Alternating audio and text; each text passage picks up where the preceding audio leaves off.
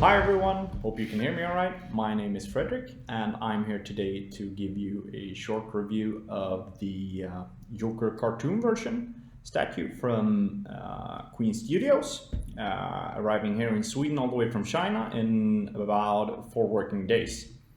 So, to get things started, we have a standard box in the quality that you'd expect with a cutout foam protector, which had a nice little feature included in the form of straps to keep it all into place, which I thought was very nice. So I have the components out here in front of me, and I will just unpack them and give my comments as I do so. So here we have the base, which features a bunch of nice details, such as the money bag with a whole bunch of printed bills, a little rack with some explosives, and of course the ever so important chemicals all over the place. And as you can see, you have your standard company logo and edition printed underneath. Okay, we have a pipe, a burst pipe that is fitted with magnets, and then we of course have another little pet rat with an hurt little baby tail that you can maybe see. That goes into a fixed position there.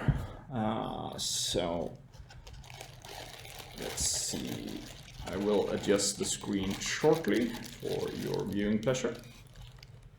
So there we have the whole thing. Now, of course, what everyone wants to see is what does the main man look like? No, not the main man, that's Lobo. But we have Mr. J coming up in 2 seconds. There.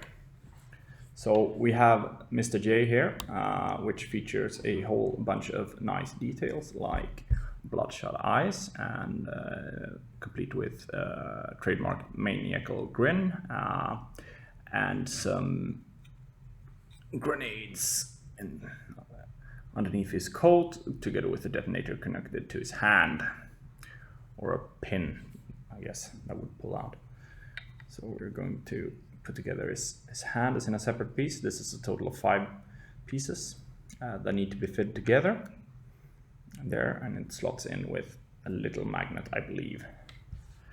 And again, then I believe that miniature or the statue itself is then fitted with a magnet inside of the base. So there you have the statue all built and completed in like 30 seconds or something. Now, what to say about this? In terms of the concept, I realized that a comic or a cartoon version of the character may not be everyone's favorite, but I quite like it. I quite prefer the your standard grim Batman stories with that are quite dark. But with the Joker as a character, I think that works in a cartoony version as well, because you know, being crazy and a maniac, I think it quite suits him to have this kind of overblown representation, you might say, where his head is a bit is all out of proportion, and I just feel like that really works for him. It really suits him, and especially when the level of detail is as good in terms of the paint job as it is with this statue. As I mentioned, you can see his bloodshot eyes. Might be a quite kind of hard detail to catch, but there are little they are featured on the eyes, which I think the quality of the eyes overall is really good. And then you also have a very good paint job on the skin, I believe, and different skin tones when you compare his face to his wrists, which are not visible all that much, but they are also shaded. And I think it's a really good touch to have different skin tones on these, just to you know, prove that somebody obviously put a lot of thought into how should we paint this character.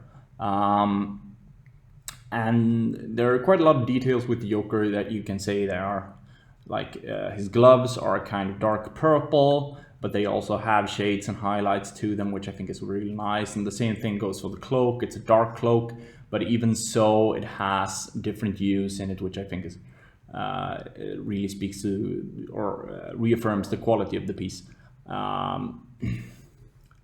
And then his pants are a brighter shade of purple, which I think suits this statue really well. And I'm really impressed by the orange shirt, which has some very nice airbrushing and painting on it, as you can see here. And this also goes for the bag on the base, which looks quite dark, but it does actually, I mean, it's very obviously painted with care. And I'm a miniature painter myself, so I instantly see all of these. When I look at statues, I normally instantly see all of these like small flaws where the paint was not applied exactly 100% correctly. But I am happy to say that there is almost none of that here. There's even a checkered little pattern on his socks, which I think is really nice. So I can easily say that I'm very happy with this purchase, and I think the price level of this was also fantastic at $107, and I think it's a really good value for money. The statue material itself is, I'm guessing, polystone or resin, so it has quite a hefty weight to it. So I would definitely recommend this if you enjoy or if you like the Joker as a character.